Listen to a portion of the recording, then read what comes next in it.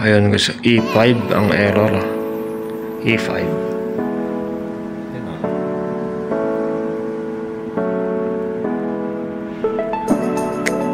Patayin muna natin guys. Check natin sa taas.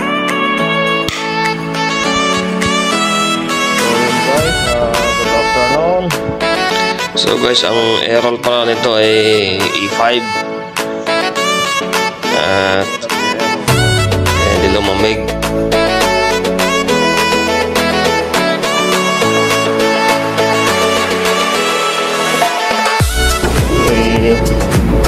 Nakita ko kanina umandar tong pan. Ito umandar kanina to eh. Tapos biglang namatay din. Okay, check natin. Umandar tapos biglang namatay. Umugong si compressor.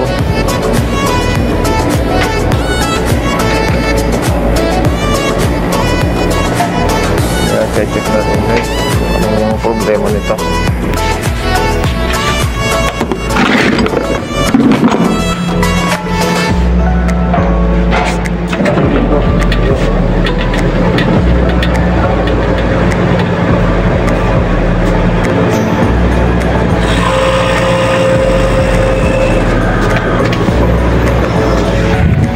So yun nga guys, yun ang nakita natin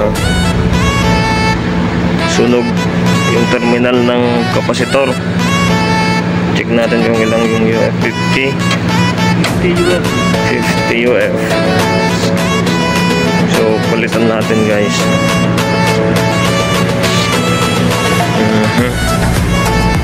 Ayun na ang problema.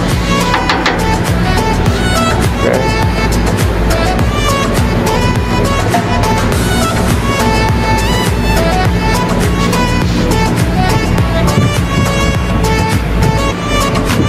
Natin ng kapasitor.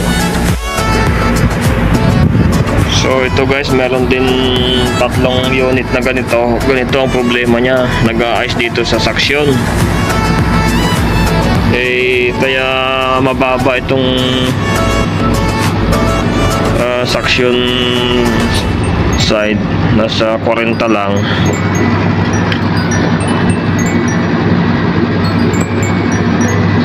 Malamang nagyayelo na doon sa baba ito, pero bagong andar lang eh.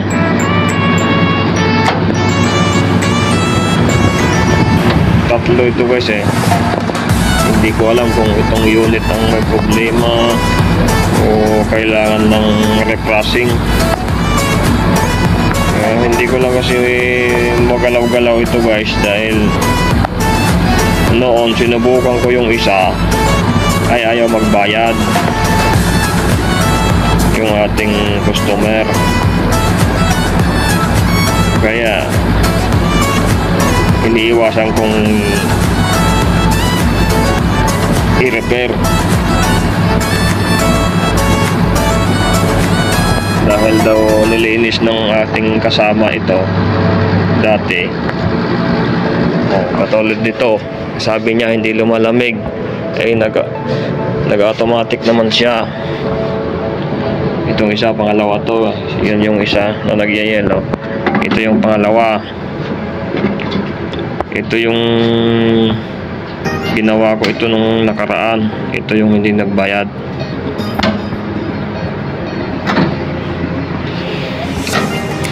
Tapos yung isa nandun sa taas. Ginawa ko nung nakaraang buwan ito guys. Ganito din nagyayelo, pero nag-automatic naman siya.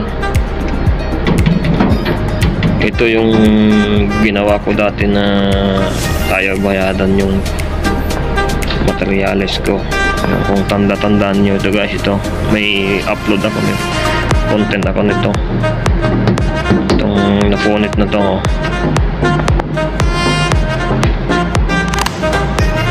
Alas parehas lang ito, crop sa media. Kaya hindi ko magalaw-galaw yung AC na yun. Ngayon meron na namang isa, pero hindi na ito nalinis yan ng kasama. Ang problema nito ngayon ay Yeah, this one what name? देवे भाई Contactor. Contact कम एम्पियर देवे भाई 35. Halos lahat guys ng AC niya ganitong ano. Ganyang nagyayelo siya. At nagmumoist dun sa loob. Hindi ko alam kung bakit, baka sa weather ganon. Yung iba naman kung kulang ang prayon dito naman sa ito,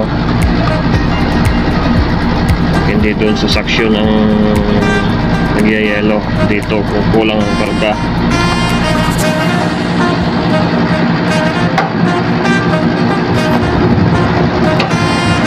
So guys, i-close muna natin to.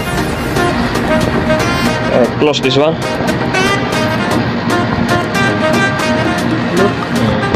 Downside. So ngayon guys, ito ay aking tinaasan yung fan speed dun sa indoor unit. So ito ngayon nga 50 na.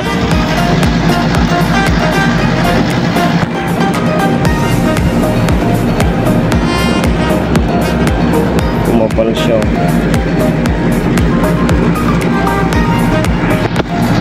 Check natin baka ano ito, fan speed lang yung kulang niya.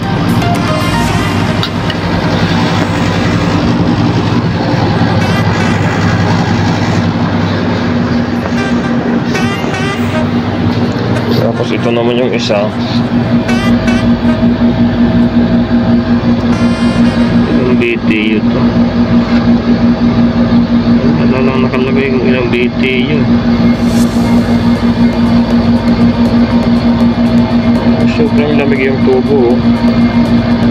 So ito guys ay hindi muna natin tatapusin yung pagre-repair ng E5 na yun dahil sure ako na hindi magbabayad yung cliente. Dahilan niya yung dahil nilinis daw noon ng aking kasama ito before ano to, kalipas na ng 4 months. Hindi naman yun ang nilinis. Sa mga kwarto naman, ito ay nasa kusina. At ngayon guys ay nilinis ko na naman yung 3 unit at nakiusap daw sa aking boss. At sabi ng aking boss ay last na bisita sa kanyang mga AC. At talaga naman guys ay hindi siya nagbayad ng aking client.